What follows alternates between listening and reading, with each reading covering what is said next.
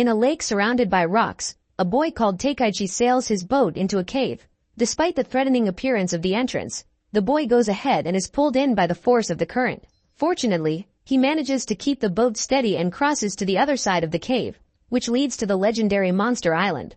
After sailing to the shore, the boy celebrates having found the place, but his joy is interrupted by his younger brother, Kotake. The boy has been hidden on the boat and Takaichi has no choice but to take it with him on his mission. The two enter the island's forest and in the middle of it, they find the legendary giant mushrooms. With them, Takaichi will be able to make good money in the village of Middle Rock and buy his mother medicine. He collects as many mushrooms as he can carry, but his brother Kotake senses that something is wrong in the forest. His suspicions come true when the two brothers spot two monsters watching them in the bushes. Immediately, Takaichi carries Kotake and runs as fast as he can away from there, but when he reaches the beach, one of the blue-skinned monsters blocks his way. Even so, the boy manages to escape, heading for his boat and launching himself into the open sea. The second monster, colored red, appears soon after and invokes a magic that makes him jump through the water. With just one leap, he reaches Takaichi's boat, but the boy swerves at the last second. The problem is that when he looks back at the island, he realizes that his younger brother has been left there. Just then, the red monster leaps out of the water and crashes into Takaichi's boat, tearing it to pieces. The boy tries to swim back to shore to rescue his brother, but is pulled by the sea until he is swept off the island. Shortly afterwards, the red monster, called Naki, complains to his blue friend, the ogre Gunjo, that they have let the boy escape. Furious, he kicks a nearby tree trunk, but to his surprise, behind it is young Kotake. Later, in the village of Middle Rock, the boy's mother is worried because they haven't returned yet. Suddenly, some of the villagers bring Takaichi and reveal that the boy has disobeyed orders and gone to Monster Island. Takaichi explains that he did this to buy medicine and save his mother, but ended up leaving his brother there while he ran away from the monsters. Upon hearing this, his mother despairs and tries to go after her son, but the villagers won't let her as her health is very poor. Shortly afterwards, the island's old woman appears and says that, for many years, humans and monsters have been at war. Since then, the creatures have taken refuge on the island and so there is little hope that Kotake is still alive. The old woman fears that Takaichi's disobedience will bring war back, so an ancient ritual must be performed to calm the monster's rage. But what no one in Middle Rock knows yet is that the monsters have become intelligent, peaceful beings who fear the presence of humans in their world. Because of this, some of them gather in a library to decide the fate of little Kotake. Naki believes that they should get rid of the boy, but the leader of the monsters decides that the best thing to do is to keep the boy as a prisoner. So he chooses Naki to be the child's caretaker until the humans come to rescue him. The ogre doesn't like the idea at all and refuses, even though the leader of the monsters warns him that if he doesn't, he'll be expelled from the island. Later, the other monsters gather in the forest to decide what to do with Kotake. Most of them are unwilling to take care of the boy, so the group decides that Gunjo will take him to Naki, since he was with the ogre when everything happened. Gunjo accepts and goes to Naki's house, who is not happy to hear that his friend also wants to convince him to stay with the boy. However, the blue ogre says that if they do, the monsters will give him all the mushrooms in the forest in return. Naki reluctantly accepts the mission and Gunjo leaves him with Kotake. However, the monster soon discovers that looking after a child is not easy when Kotake asks him for food. Naki just ignores him, but the boy keeps insisting that he's hungry. Seeing that the monster won't feed him, the boy decides to play a trick and burns the man's pants with a lighted wooden stick. The red ogre lets out a cry of pain so loud that it is heard all over the island. Gunjo runs to help his friend and sees him fighting with Kotake, just as the boy bites Naki's finger. Gunjo tries to calm him down by saying that Kotake is just a child, only for the boy to do the same mischief to the blue ogre and burn his back. Gunjo runs around the island screaming in pain and the sound is heard in the village of Middle Rock, just as the old woman is performing the ritual to calm the monsters. The old woman believes that the monsters are furious with the village, unaware that the screams are coming from two ogres who don't know how to look after a child. Finally, Gunjo pulls himself together and goes back to Naki's house to punish Kotake for the prank. However, while running after him, Kotake stumbles to the ground and starts crying. The two ogres become desperate, until Naki loses patience, picks up the boy and lets out a loud scream. But instead of crying, Kotake finds it very funny. Gunjo also tries to make him laugh and shows off his ability to turn invisible. But it doesn't work and the boy starts crying again. Then he decides to eat a piece of the transformation mushroom that Naki keeps at home and transforms into a more monstrous version. Kotake finds this transformation incredible and has fun with the two monsters, until after all the fun, he falls asleep. During the night, while the two ogres talk about the boy, Naki remembers when he was a child too. Unfortunately, it was at that time that he lost his mother in the war between monsters and humans. That day, Gunjo and his mother called Naki to run away, but he refused to leave his mother's body and was hit in the face by an arrow. Gunjo ran to help his friend, but soon afterwards a burning tree fell on his mother and she has never been seen since. After that tragic day, the two orphans became great friends and vowed to protect each other forever.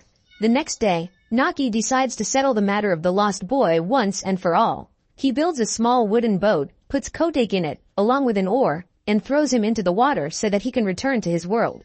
However, the boy manages to return to the island and, even though Naki throws him into the sea several times, Kotake always returns. In one of his attempts, the red ogre believes he has got rid of the baby for good, but he sneaks back to Naki's house and finds Gunjo.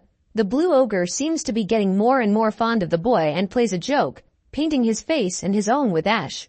When Naki arrives, the pair start making faces with their painted faces and the red ogre bursts into laughter. Despite this, Naki is willing to get rid of Kotake because the trauma of his past has made him hate human beings. So the ogre once again takes the baby to the beach and throws it into the sea with a powerful kick. Afterwards, he returns home and Gunjo asks if the boy has been left safely, as it looks like heavy rain is approaching. Little does he know that Kotake's boat broke down when it crashed into the cave entrance and the boy is alone, unable to return to the village. To make matters worse, a bunch of sea creatures come out of the water and set out to devour the boy. Kotake is in danger, but before it's too late, Naki and Gunjo show up and throw the monsters far away. Kotake thanks Naki with a hug, who can't resist the baby's affection and takes him for a walk around the island with his powerful jumps. When evening comes, the two ogres make a mushroom stew for dinner. Only Gunjo saves the most special of them, the Heavenly Maiden, to eat alone. Naki also wants to eat that mushroom, as they are very rare, but during the discussion, they drop the item in Kotake's direction. The ogres ask the boy to give it back, but he eats it without thinking twice. The pair are devastated to have lost the best mushroom on the island, so the next morning the three of them climb the mountain in search of another. At the top, they find several species of mushroom and Kotake eats one of them, the balloon mushroom. Because of this, the baby begins to inflate like a bladder and floats down the mountain. Naki catches it before it flies away and is surprised to see that the boy has managed to catch the Heavenly Maiden as it floats away. In the end, the baby doesn't eat the mushroom and instead gives it to the ogre, which only helps to strengthen the bonds of friendship between them. Later, Naki and Gunjo prepare dinner, but they notice that Kotake isn't feeling very well. The boy has a strong fever and, in his sleep, starts calling for his mother. Gunjo understands that Kotake is missing his family and this reminds him of a story he was told about a being identical to him in a distant place. Naki says that she may be Gunjo's missing mother, but the blue ogre has never wanted to verify this, as the place is in the human world. The two argue about this, but soon stop talking, as the most important thing now is to look after Kotake. Another day passes and, to Naki's relief, the baby's fever is gone. He then presents him with a wooden spoon that he made himself and gives him some stew for breakfast. After that, the two of them spend the day fishing, playing with the other monsters and exploring the whole island. Naki's affection for Kotake grows more and more and he decides to do the unthinkable, go to the human world and return the boy to his family. At night, the two, together with Gunjo and his friends, arrive at the entrance to the village. There, the little monsters put on a coat and try to pass themselves off as human in front of the Middle Rock Guard. However, the monsters are so frightened that they can't maintain their disguise for long and run for their lives. The guard raises the alarm and calls all the warriors to go together and capture the invading monsters. Unfortunately for them, it was all just a distraction so that Naki, Gunjo and Kotake could enter the village safely. Gunjo uses his invisibility to check the location and as soon as he sees the safe passage, he calls his friend and the baby to the village gate. There, Naki tells Kotake that he must return to his people, but the baby wants the ogre to come with him. The monster insists that he can't go with him, but for the first time, the baby calls him by his name and the ogre, unable to hold back his tears, gives him a big hug goodbye. Despite his sadness at having to part with the boy, Naki gives him one last present. He takes from his pocket a mushroom which, when crushed, turns into a shining star. The ogre then throws it into the air and the star explodes, turning into beautiful fireworks. Kotake is impressed and chases after the brilliant fireworks in the sky, without realizing that he has ended up right in front of his house, where his mother is waiting anxiously for him. The woman is happy and relieved to see her son and hugs him tightly, promising never to separate from him again.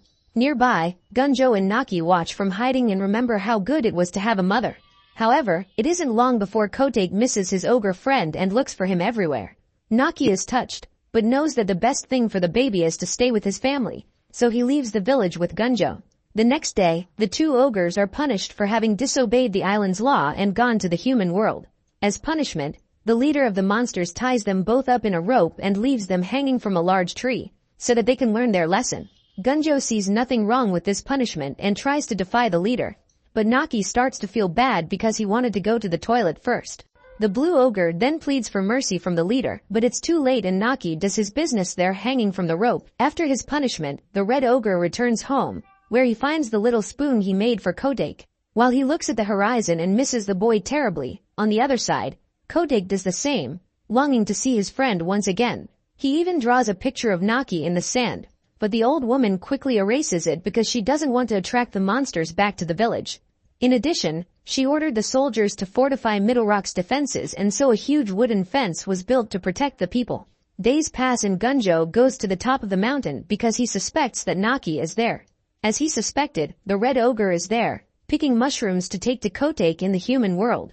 Gunjo scolds him for this, as they both know that humans and monsters can't live together. However, Naki retorts by saying that his friend is a coward and that he should also go to the human world in search of his mother. The two friends get angry with each other and prepare to fight. However, Gunjo gives up at the last moment and lets Naki do as he pleases. The red ogre leaves, determined to find Kotake again and give him a mushroom from the heavenly maiden. Meanwhile, in the village, 3 samurai have been summoned by the old woman to exterminate any monster that tries to enter Middle Rock. Unaware of this, Naki sneaks into the entrance and sees the huge fence that has been built around the village.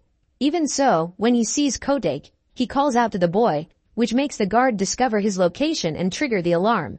Immediately, the 3 samurai appear to attack the invader. Naki tries to convince them that he hasn't come to do anything bad.